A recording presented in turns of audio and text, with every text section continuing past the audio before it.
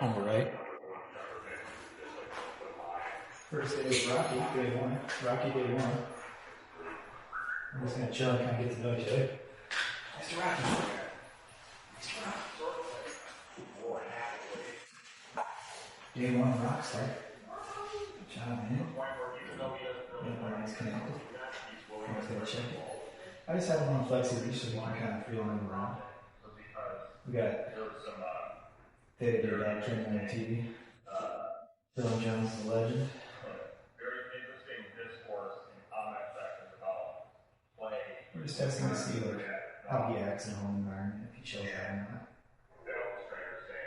We haven't done anything before this. He's just been out in the area, hanging out, running around.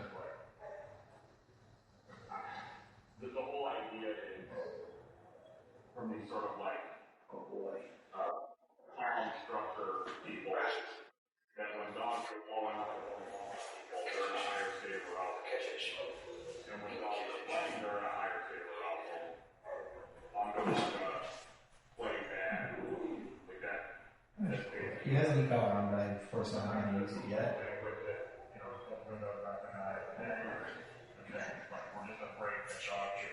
You can do nice ears. You got nice ears. Don't play. I know you, buddy. Won't be good for us. You get rid of a couch. Shoes off. Shoes off. Shoes all good, but you better not chew them. Maybe you might be fun.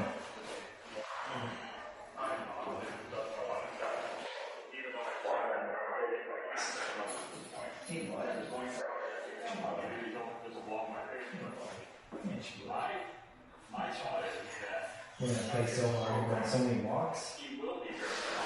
Track up the plans, see how he does. Day one. Shouldn't have to use one measure.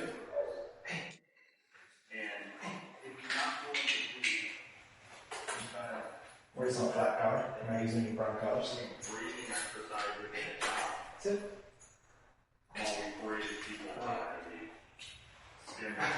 Sit.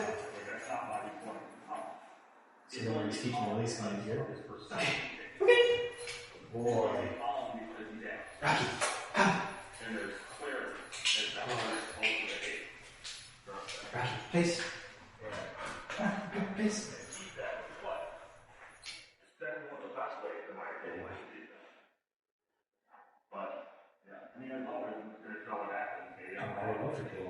I'm usually not. Please. Please. There are people bold and retarded enough to be these anti-play trainers. Okay.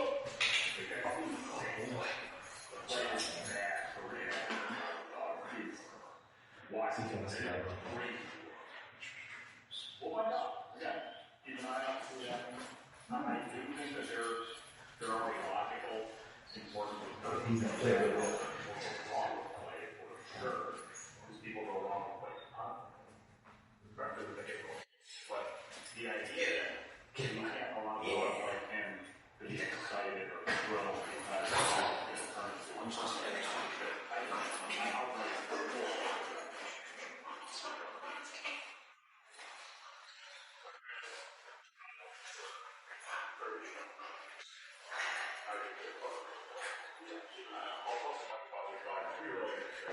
we'll probably be meeting trainers and all that with them. There's a lot of people like to see. I have some people coming out early October that were supposed to be coming out to learn the workshop.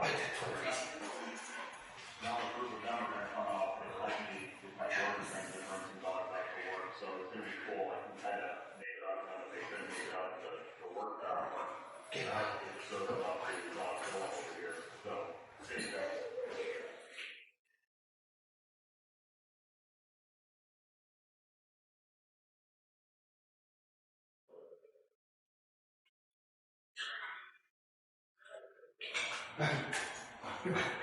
Please.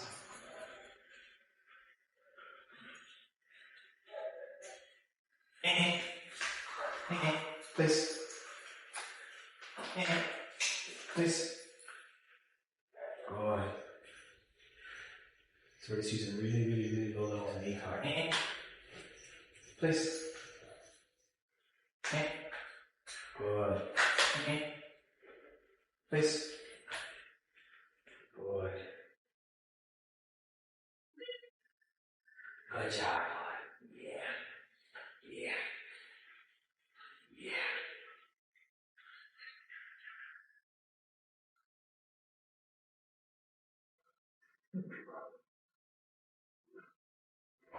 Please. Please. Good. Okay. Good job, boy. Yeah. Please. Up here, please. Good. Please.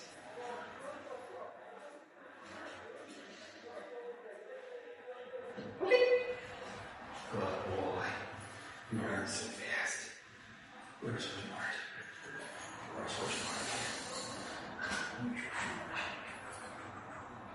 Alright, let's see if we can get him to do it down here. See the flat corner, we'll do a peacock pressure if needed.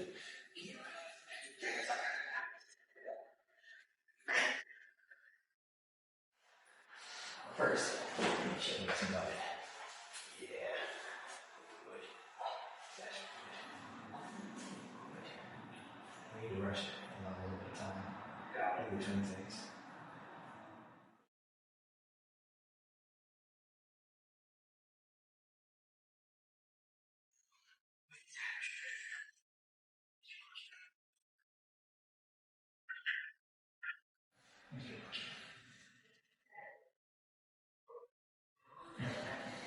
It's ridiculous. We're watching another dog on the TV, watching him play.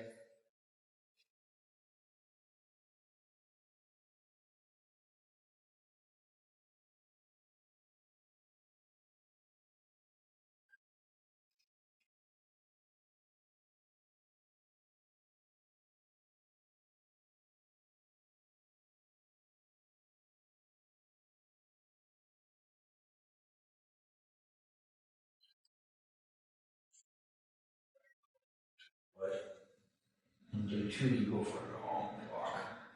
Long walkies.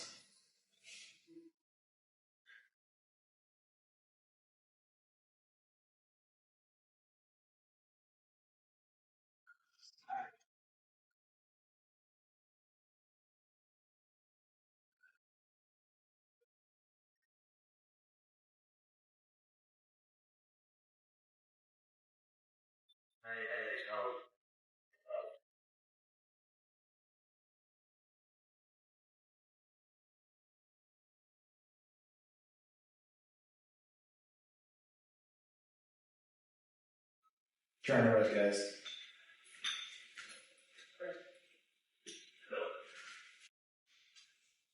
Not super successful. There we go. You got it, bud. We did it. Let's go, buddy. Come on. Good boy.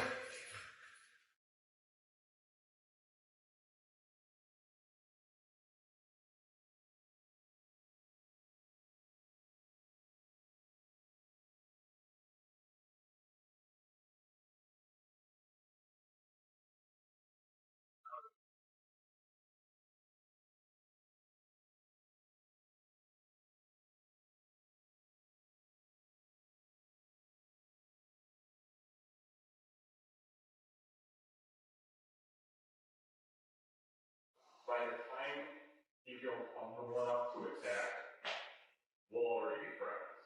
So he's never going to bite me again. Maybe I'm wrong. Like, maybe I'll fit for this.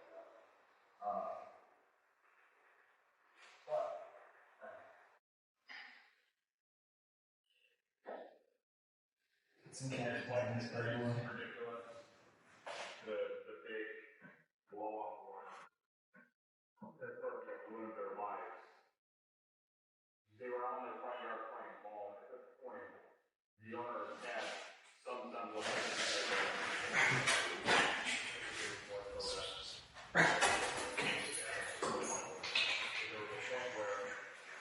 Keep it in the middle, keep it natural fucking ball. Don't even do a test. Rock it. Down. Down. Rock it down. Down.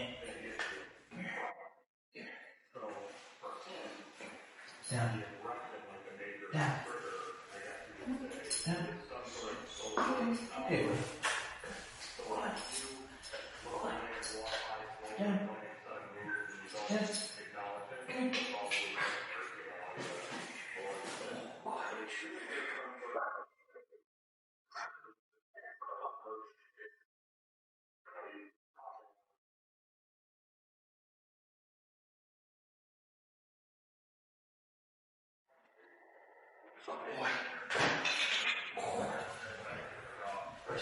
down. Down. Down. Down. Down. Down. This is so fast.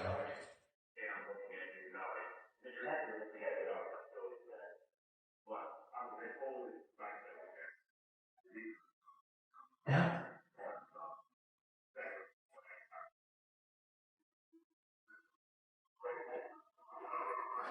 Down.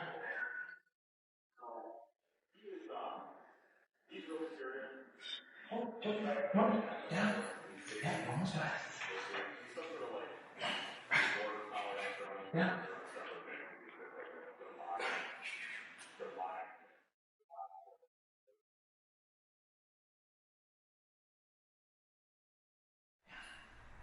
Good, good, yeah, good. So I just did an old triggers thing where he bent his legs a little bit, and I just said good, and let it go, right?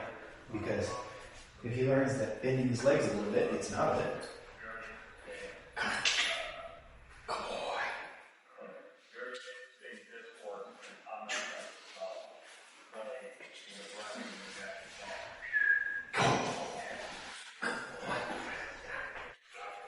He learns that bending his legs a little bit gets out of the pressure, then that's a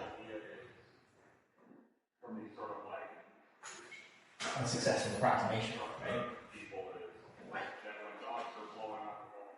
Come here. Come here. Come here. Boy. Come here. Down. Down. Good. Good job. Come on. Good boy. Right. Come here. Down. Okay. Good job. Come on. Come on. Yeah, smarty. Smarty. Right. Down. Oh. You put it on a flat collar, right? So you can see clearly this is just a flat collar. There's no e-collar usage. I have it on my finger, but I can take it off because that amount of pressure is not necessary now. Down. Let him struggle just a little bit until he figures it out. Come on. Down.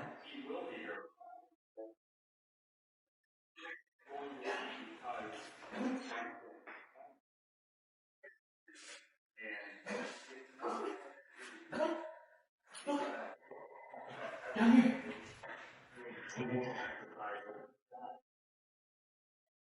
That's very dramatic.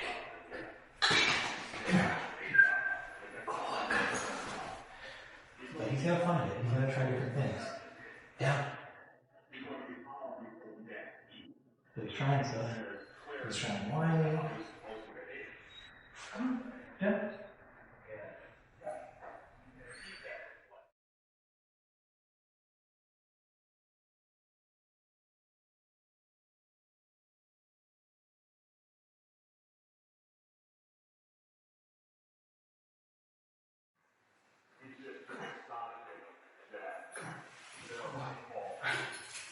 Down. Okay. Good boy. Good boy. So there I'm just doing a little bit of free shaping. I'm just capturing the behavior. He was down and down. Right? So I can try to get him there another way. And if there's something that I do that naturally makes him go into that, I can use that as essentially a cue and then fade off. Right. Down. Down. Down. Almost down. Down. Down. Come on. So much. Right. Come here. Down.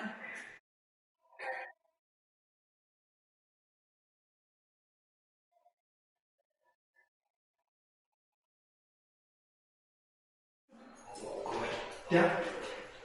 Down. Down. Okay. Come on. You did good. You did good, Rocky. Come here. Good job, man. Good job, man. Where's my ball? I have a ball here for you. I have a little small ball. Where is that? I have a little tiny ball. Where's that thing? Take it here. I can use this one. I'm going to steal this from Christian. How about that, buddy? I'm going to steal it from Christian. Steal it. Steal the ball.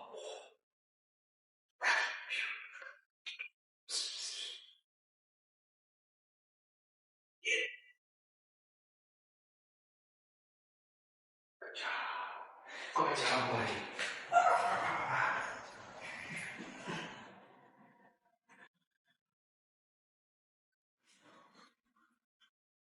Run.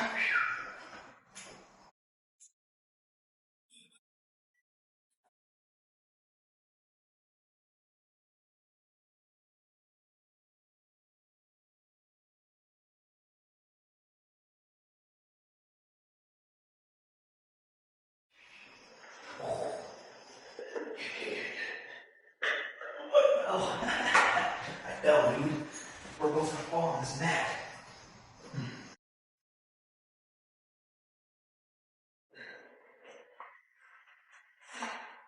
Fall on this mat.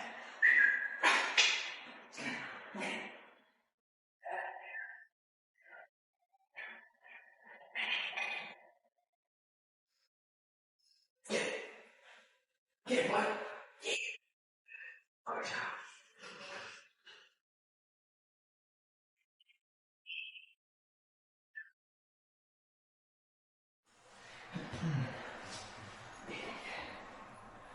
So, this is actually good in a dog's development because if everything's done only through positive reinforcement, they don't learn how to live through the inevitable negative reinforcement mark, right? And I think that he's going to do a lot better with this once we go out on a long walk. This is just day one, so I'm just testing out his pliability. And of course, we're just on a flat collar. All of his training is going to be on the flat collar. So if you see a little bit of stress there, it's not from any kind of physical pain, right? I'm barely putting any pressure on that flat collar. It's more so just not knowing what it is that I want and trying to figure it out. Boy, I'm feeling a little bit of pressure and being like, dude, what is that? Boy.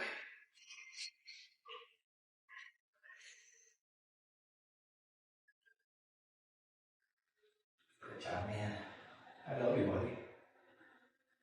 I love you, buddy.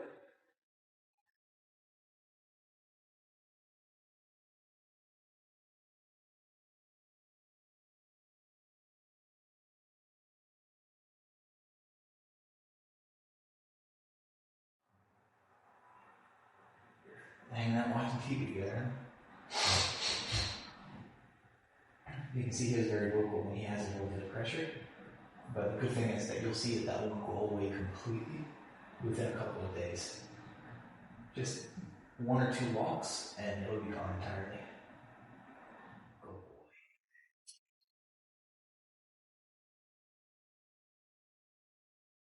Yeah. Watching another dog play on the TV. Good job, man. Scratchies. Come here. Right. Come on, buddy. Come on. Right. Down. Down. Almost there. Almost there. Almost there. Come on. Right. Down. Yeah. Okay. Oh, you did it. You did it, buddy. You did it. You did it! You did it! Come here, dude! Come here! Come here! Come here! You did it! You did it! You did it! You did it! You did it! You did it! You're so smart! You're so smart! You guys see that? He downed. Oh boy, you did it! Now, again, this is just a flat collar. So all that whining and noise and stuff like that, it's not because I'm yanking him. It's just a little tiny bit of pressure, and I'm pulling down, and he's just kind of like, oh my God, how do I make it go lighter, right?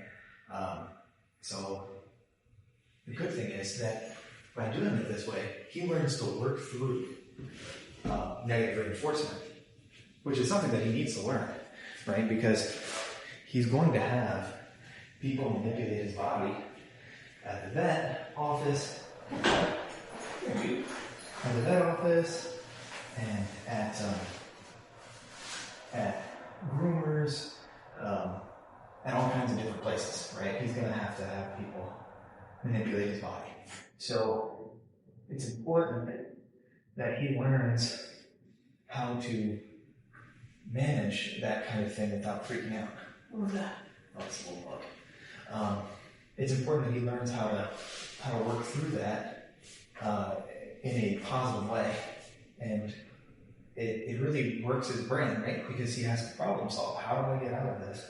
A little bit of pressure, and it's really important for Rocky to build resilience, because at his age, he's really young, and as he gets older, he's a year old, 2 years old, if he never builds that kind of resilience and learns how to deal properly with being negatively reinforced, even just a little bit of pressure on a flat collar still makes him kind of freak out.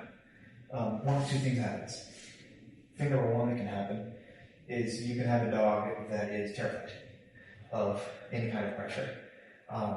And then there's different ways that the dog that's terrified of a little bit of pressure, even just from a flat collar, there's a few different ways that they can respond to that.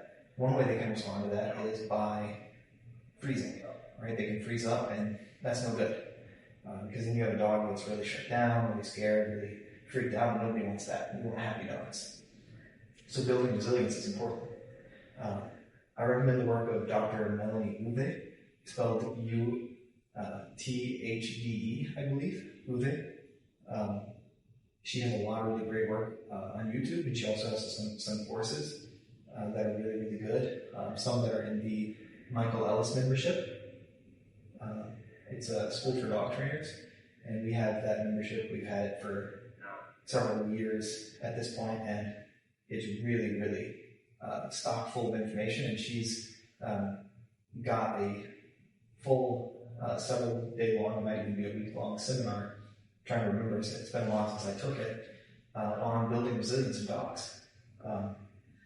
And we try to do that for all of our clients. We want to build resilience in their dog so that they can deal with life and cope with life just like you would with a kid. You'd want a kid who could cope with life. So we try to do that with all of our dogs, and we're doing that with Rocky today. On day one, we're just doing little tidbits of fear and pressure to teach him things, and teaching him things in that way builds him up for the future. But all learning is in a very particular order, right? So you have a behavior, say resisting the leash pressure to go down, or going into the down, and you have that behavior, and then you have a consequence of some kind. And that consequence can either be surprising, which is what we would call a prediction error, or it can be a confirmation of what they already know. And that's prediction success. So an example of prediction success in Rocky's case might be something like, and I don't know this for certainty, but this is very commonly the case with dogs, is they whine and they kind of freak out. They think, oh no, we're hurting them. Well, in this case, I know I'm not hurting him. He's just on a flat collar, right? So they freak out like that, and everything stops. Whoever it is stops and they go, oh my gosh, I'm so sorry, buddy. Or in this case, what we saw was a prediction error. The pressure didn't stop. And so then he has to go, oh my God, what do I do? And then as soon as he hit that down position this time, boom, I mark it. Okay. And he gets up. And I'm like, good job, buddy, right? And so that's a prediction error. Oh, what's that? I can see something on the TV. Oh, it's a dog barking on the TV. What is that, buddy? What is that? You're watching. We're watching TV together, by the way. You just hanging out. Go boy, Rocky. But in order to do more repetitions, one thing that is incredibly important is that when you have a behavior, it causes a prediction error, and all prediction error. Oh, you know why he's growling? It's because there's a dog on there on the TV that is that's biting somebody on a protection suit because they're doing rehab with an aggressive dog, and so he's growling at that. And I don't really care. I mean, it's nothing to correct here. He's just kind of like doing a little and kind of puffing. Nothing bad going on here. He's a good boy. He's not doing nothing. But what I was saying though is that all learning must have some kind of prediction error. And prediction error is frustrating. You can think of, I'm sure, innumerable times in your own life when you thought things were going to happen one kind of way and they didn't happen the way that you thought it was going to happen.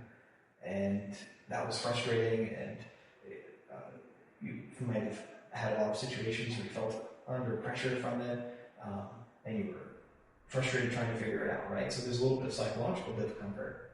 But then what about on the flip side of that, when they find the right answer, when you find the right answer, that produces lots of happiness, lots of joy, and it does for dogs too. Overcoming challenge, figuring out puzzles, solving things, how do I get out of this pressure, is rewarding. And then on the back end, we make it more rewarding. Maybe we use a treat. More often than not, we use release of freedom, or we just use play, right? One of those things. Or even just this, relaxation, we just hang out together and watch TV. He gets to like close to me and do affection, right? There's lots of different ways to reward the dog. And then when we do that, it's important that they have an opportunity to return to baseline. So I don't just go back to doing more repetitions of down, right? It's been several minutes now, probably 3, maybe 4 or 5 minutes, I don't know exactly.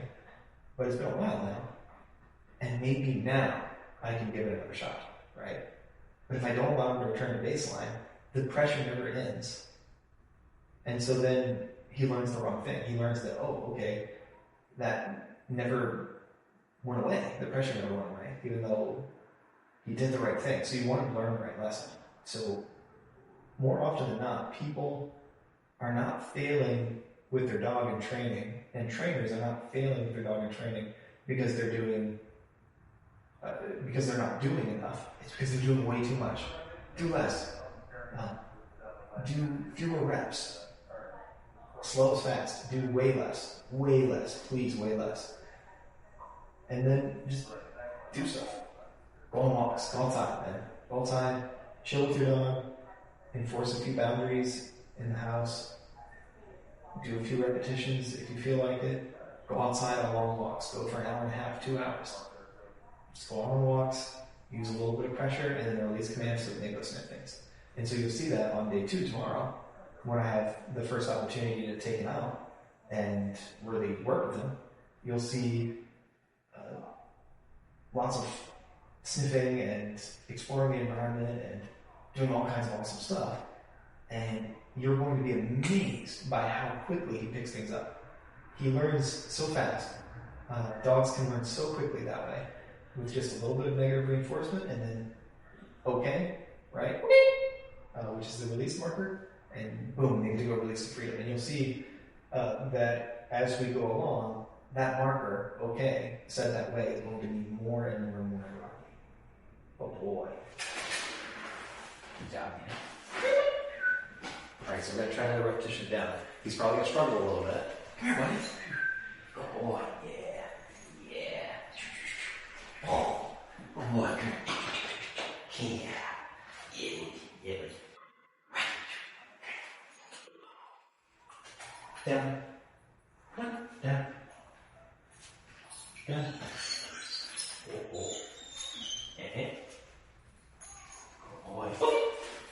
Figured it out way faster that time, and with way less stress, way less whining, right? But now, what do? What do, guys? Come here, buddy. Do I go for more? Down, down, down, 50 times? Please. No. Slow is fast. Do less, right? So now, we're gonna go back to chilling. Because the stress has to actually go away. That little bit of pressure you felt? Come here, buddy. Puppies. Come on, buddy. Good. It has to actually go away. Because if it stays, right, and there's still pressure, then the learning doesn't set in because he thinks, man, this pressure just never goes away. And we do not want that.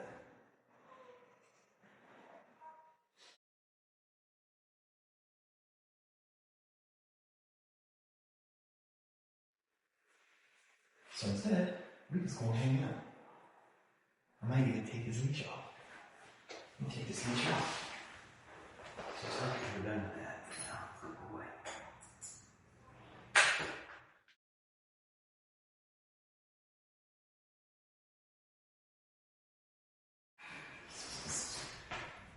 And so the other thing is that dogs, they notice patterns, right?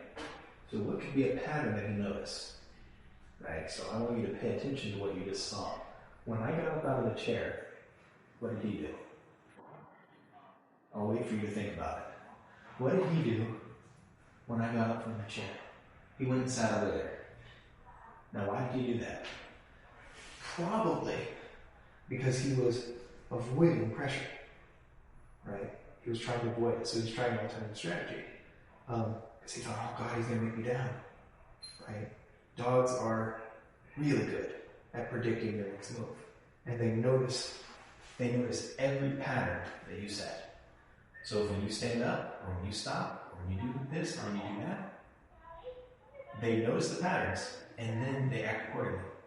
So if they notice some kind of pattern in your training that you don't want them to have, right? Because what do I want him to think? Come here, buddy. Right. What do I want him to think is the right prediction? We want to curl up on that? That's fine. But what do you want him to think in this case is the right thing to trigger him going into that motion, into the down? It's the word down, not me getting up or me pointing down or me doing any of the other things. Now, incidentally, it might be that when I point down or do like a motion like this, that he hasn't known that as well, and that's okay. But ideally, you want the main thing to be verbal, because that's how we normally try to communicate with dogs, even though it's the least effective for dogs, because they go nose, eyes, ears, right? So ears are the last on their priority list. So with that in mind, you have to make extra sure that they learn the right things. So you have to notice whether or not they are noticing the patterns that you're using. And if you're extremely predictive in their training, they will start anticipating it, and they'll learn that that is the command. You standing up, right? That's the thing that predicts they're going to have to go into a down instead of it being the actual word down.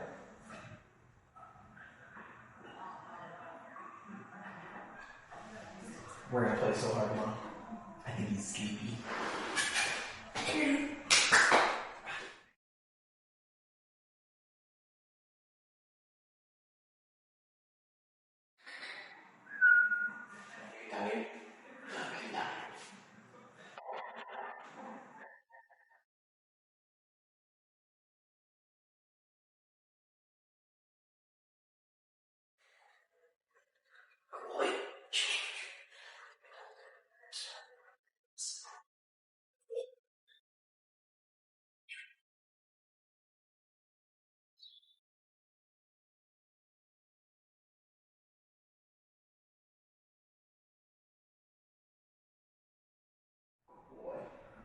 You good boy. Dude, he's tired, I think. You tired? We're gonna have to put you up, huh? So, not super eventful here for day one. He's doing a little bit. It is a little bit later in the evening. So, he's probably already tuckered out. But we're able to do just a little bit here.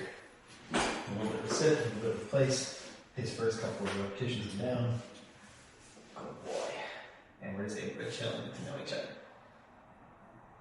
So I might go for one more repetition of down and maybe one place cot coming in and let him sleep on the place cot and get used to being on the place cot.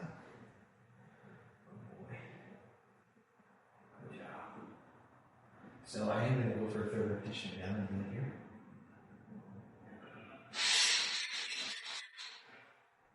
Mostly because I want to see just like how he does with the third repetition, because you guys saw he really fought the first one. The second one, not so much. Much quicker to figure it out.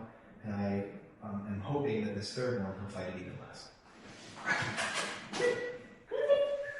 And then we're going to do some more on a long walk tomorrow. Rocky, here. Good.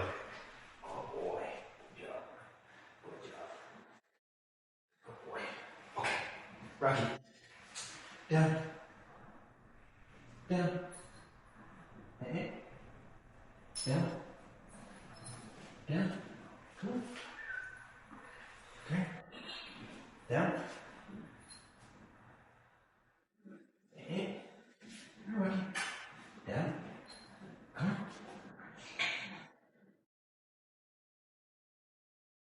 Down. Right. Down. It's almost gonna get there.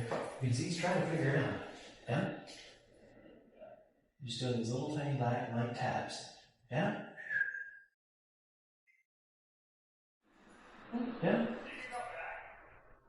Down. Come on. Down. Down. Down. You can see he's already starting to get some resilience here. Down. Down. Because he's not freaking out like he was before or whining. Down. Oh, I told you so. Come on. Down. So he's trying different strategies. Come on. Down. Down. Come on. Down.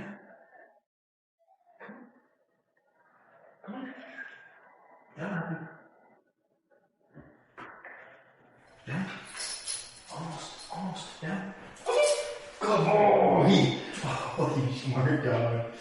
Oh, you want to get in the chair? You want to get in the chair?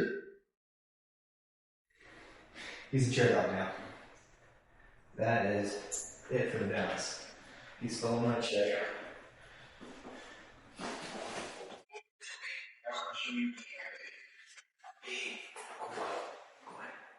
Alright, well, I guess I have to sit on a cot now.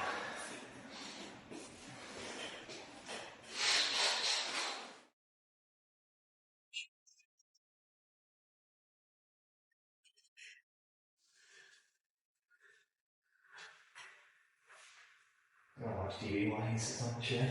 You know it rocks. It's a rocking chair. It's a kid bag rocker. What's up, little man? He's tired. But he made a lot of progress here for day one on his down. And he was already doing pretty well.